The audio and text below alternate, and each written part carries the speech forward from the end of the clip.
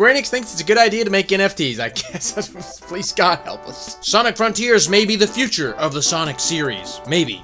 Just maybe. Oh no, the Nintendo 3DS and Wii U eShops are shutting down next year. And did we finally get a release date for Advance Wars Reboot Camp? God, I hope! Square Enix confirms it's making Final Fantasy NFTs from Nintendo Life, and you hate to see it, alright? Any gaming company jumping into the NFT space is just, it's a cash grab. They don't care, they don't think it's cool. They're not like, dude, the consumers are gonna like this. Like, how can we make some fucking money? Obviously, they're a business, they should be doing that. But, Square Enix, we don't want NFTs from you. We want good video games. We don't want digital collectibles. Maybe some do. Maybe a small group of people might want NFTs from Final Fantasy VII, potentially. I don't know. But anyways, they're partnering with a company called Engines. And they're going to be, the NFTs are going to be in the Engines network, and they're going to be released in 2023. There's a really funny bit to this to have to do with the Engine network. They're going to be in the Engine blockchain. They have physical collectibles as well that they're releasing for the 25th anniversary. This is all for the 25th anniversary of Final Fantasy VII. They're releasing these collectibles.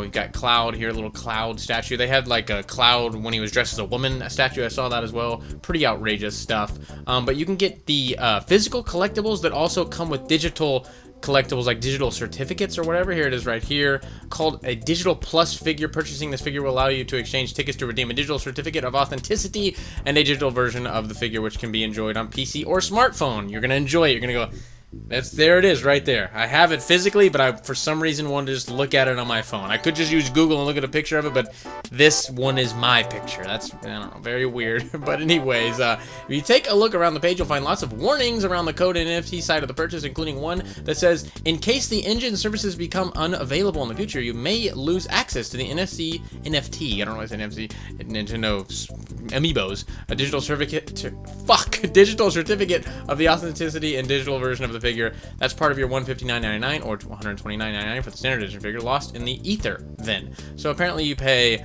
$30 more and you get a digital version of this, which is, I don't know, I guess they're thinking, we're gonna get somebody. We are gonna get somebody. And if this company goes out of business or whatever the case may be, you're fucked. That's it. They're like, it's on our blockchain. If we go out of business, sorry about your sport. See you later. Which is, it's a good possibility. A lot of, we're in a huge economic downturn. Lots of crypto spaces are just crashing very hard. NFTs, and particularly, are not doing well. So there may be companies that don't survive this, and maybe this Engine might be one of them. Anyways, a lot of people are pointing out the irony of making Final Fantasy VII NFTs, because NFTs are not good for the environment. There's a lot of huge energy consumption involved, etc., etc. And I saw a funny meme here that they posted.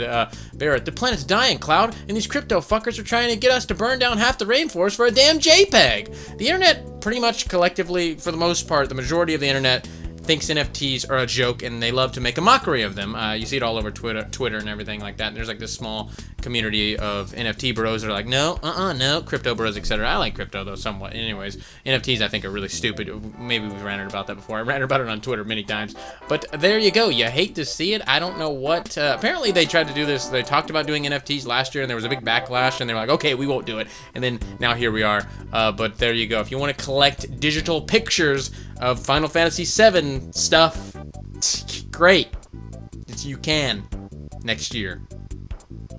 Cool. And the rest of the stories we're going to talk about are from My Nintendo News. Sonic Team Boss, if Sonic Frontiers is a hit, then it will be the cornerstone of future Sonic games. He was really adamant and cocky before about, like, this is going to be successful, all right? This is going to be amazing. You're going to love it. He was very adamant, like, in your face, like, trust me, you're going to like this, all right? I don't want to hear nothing about it. But here we are, he's saying, if it is successful. Here is the quote. Should Sonic Frontiers prove successful, fans should expect more titles in this open zone style. According to Izuka, the goal of this project from the start was to evolve the linear stage clearing 3D action that began in Sonic Adventure in 1998 and create a game that would be the cornerstone of future Sonic games.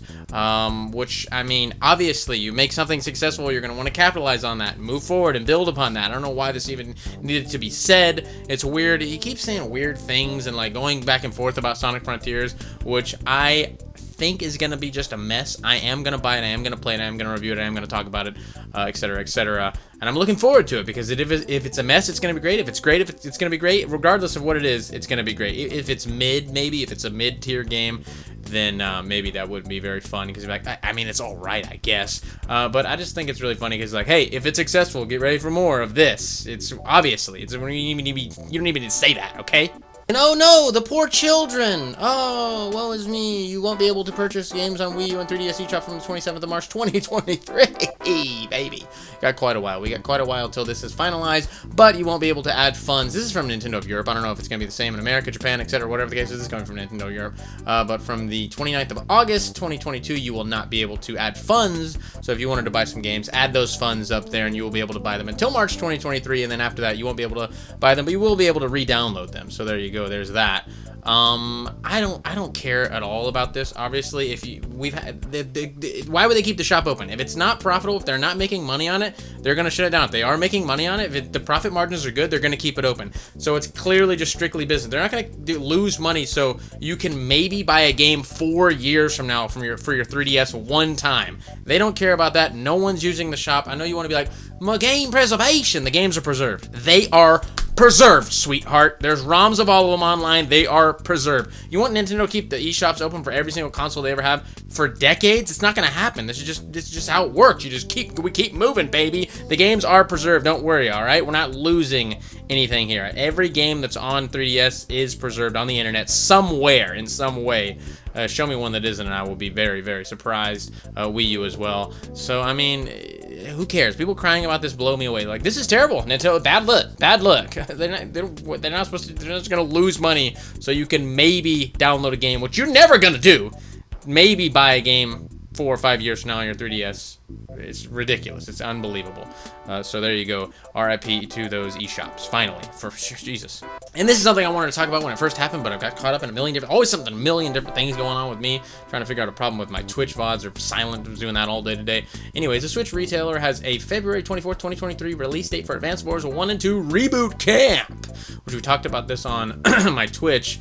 Apparently, a Swedish retailer called Cool Shop has emailed customers who pre-ordered the game to inform them a new release date of February 24th, 2023. The game's official listing on the retailer site also mentions the same release date. Whenever Nintendo announces the release date, we'll let you know. This is, again, from my Nintendo news. But this is not great. That's a long, long way off. I was hoping maybe it would just get pushed back to holiday this year, but maybe the holiday's too crowded, and February was the only place they could squeeze it in. But we were supposed to have this a while ago now. I was very much looking forward to this. Love me some strategy RPGs. Was super excited about this. It didn't look that great. Kind of looked kind of cell phone gamey-ish, but I still was excited for it because gameplay is what matters here mostly. But that is a huge pushback, and the original reason was like, oh, the Ukraine war, we can't be releasing war games during it's a war. Call of Duty was like, what the fuck are you talking about? Are you serious? We are not.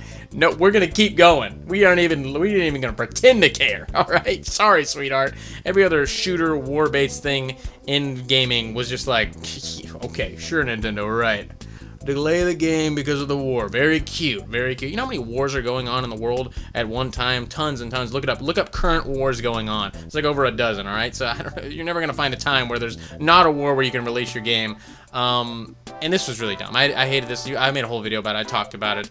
Happy that it possibly is getting this release date here. It's, again, not confirmed. It's just from this website. But, I mean, why would they put such a specific date and, like, put so much effort into it by emailing customers and being like, this is when it's coming out?